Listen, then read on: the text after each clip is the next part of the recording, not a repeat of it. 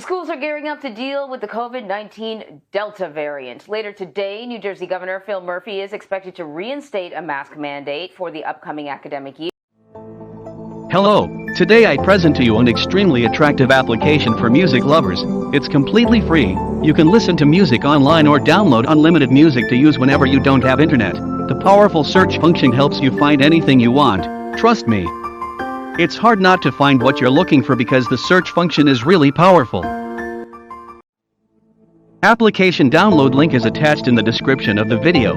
I'm pretty sure you'll like it. Thanks.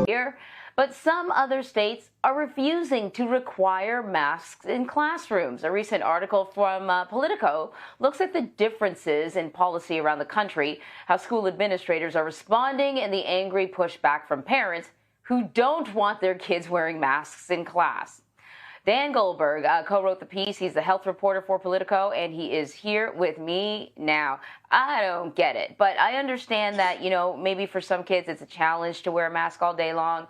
I'm a mom. My kid wears the mask easily. She comes home, and I have to tell her to take the mask off because she's just so used to it by now. But it may be a challenge for others. How are schools across the country responding to this surge in cases of the Delta variant, especially when we know many kids are not eligible to be vaccinated yet? Well, first of all, thank you for having me. It's a hodgepodge of things, different rules and regulations around the country. And you're right. I mean, from my experience, most kids have no problem at all wearing the mask.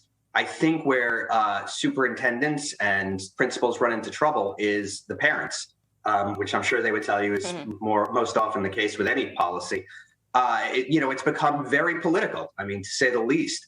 In certain states like Texas or Florida, there are state laws prohibiting schools from requiring masks. In other states where there is local control, there have been YouTube videos that have gone viral of parents screaming obscenities and even death threats at school board leaders who are even just considering masks. So I think what schools have become is the latest battlefront for this political war that we've been waging for almost 2 years over masks and other mitigation measures. Yes, and I want to dip in more to that in a second, but I want to talk about, you talk about a hodgepodge, and it really it's from one extreme to the other. And one side of that extreme is certain governors, Republican governors, actually mandating it to be sort of illegal for schools to make kids wear masks. They're not allowed to put a mask mandate in. It's happening in Texas. Arkansas now, they want to reverse it, but they did pass a mandate like that.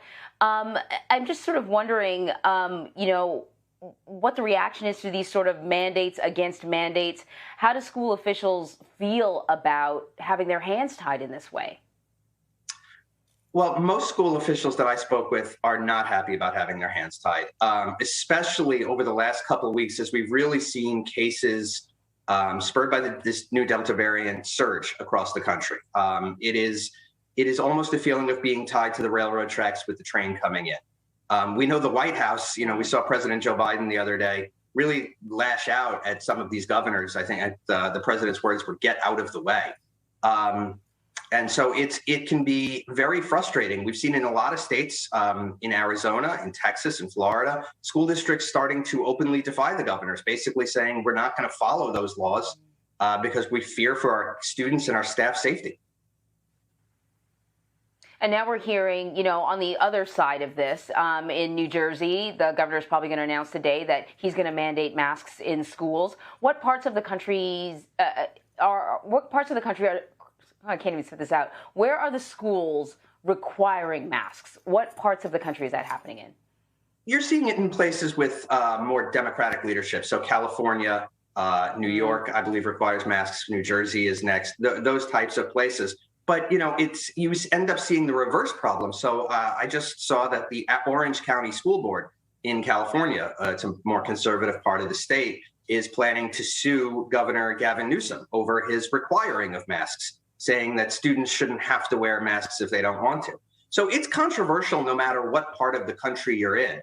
And as a result, as we started with at the beginning, it's becoming, you end up seeing a hodgepodge of rules and regulations, that can vary by county. So the neighboring district might have a different set of rules than the one your child goes to. You know, you talked about some of the viral videos that we've seen of parents freaking out at these school board meetings, cursing, quoting sort of misinformation about the virus, about the vaccine.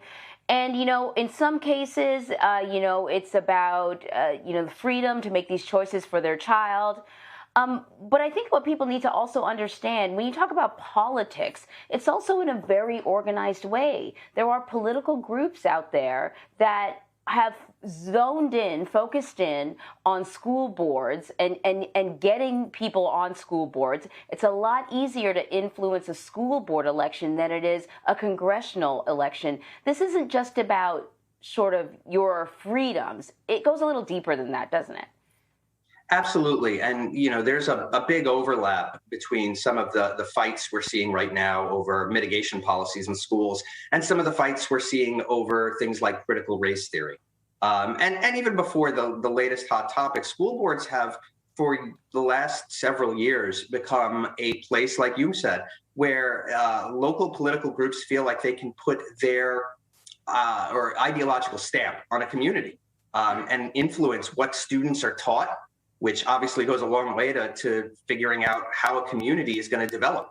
It's not just masks. That's really just the latest battle. But I think you're absolutely right that school boards have become one of the most contentious places in a community. Yeah, and it's not. This is everything old is new again. We saw it when they were talking about integrating schools. The same conversation comes up with sex education in schools. This is like we've seen this before. We know how it works, and so once again, the culture wars have come to your school board meeting. Dan Goldberg, thank you so much for joining us this morning. Thank you so much for having me. It's always a pleasure.